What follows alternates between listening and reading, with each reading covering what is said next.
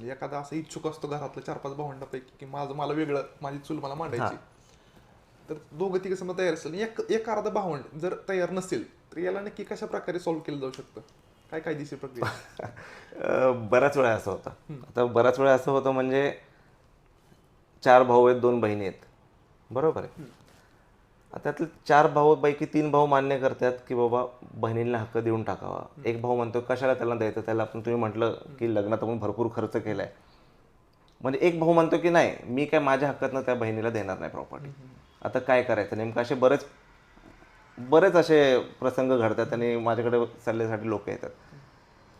त्यासाठी सगळ्यात अगोदर म्हणजे प्रेमापोटी तुम्ही त्यांना सांगा, भाऊ आपण असं असं वडिलोपार्जित मिळकती आहेत, ते आपण वाटप करून घेऊ, संबंध चांगले राहतात.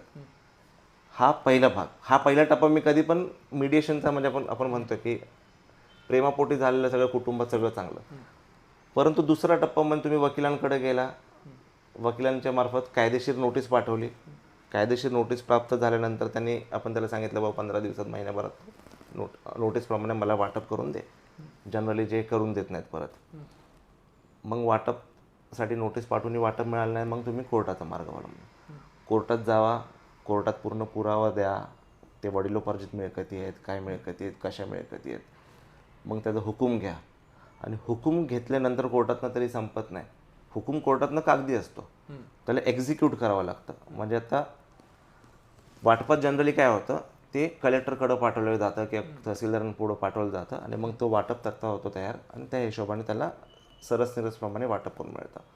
मग तो वाटपचा दावा केल्यानंतर तो दावा निकाली पण झाला तर त्याच्यानंतर तो एक्झिक्यूट करण्यासाठी दरखास्त दाखल असते. ते दरखास्त संपूर्ण संपल्यानंतर मग ती फायनल डिक्री होती, म्हणजे फायनल वाटपाचा तक्ता तयार होतो आणि नंतर मग ते प्रॉपर्टी त्याला सरसनिरसप्रमाणे वाटून मिळते. म्हणजे जनरली पिढ्यानपिढ्या पण जातात ह्याच्यात. आता मी तुम्हाला सहजपणे बोलतोय की असं असं होतंय, पण तरी आता एक्सपिरियन्स झाले, काही प्रॉब्लेम नाही. पण हे वाटप कोर्टामार्फत करण्यात पिढ्या पण जातात.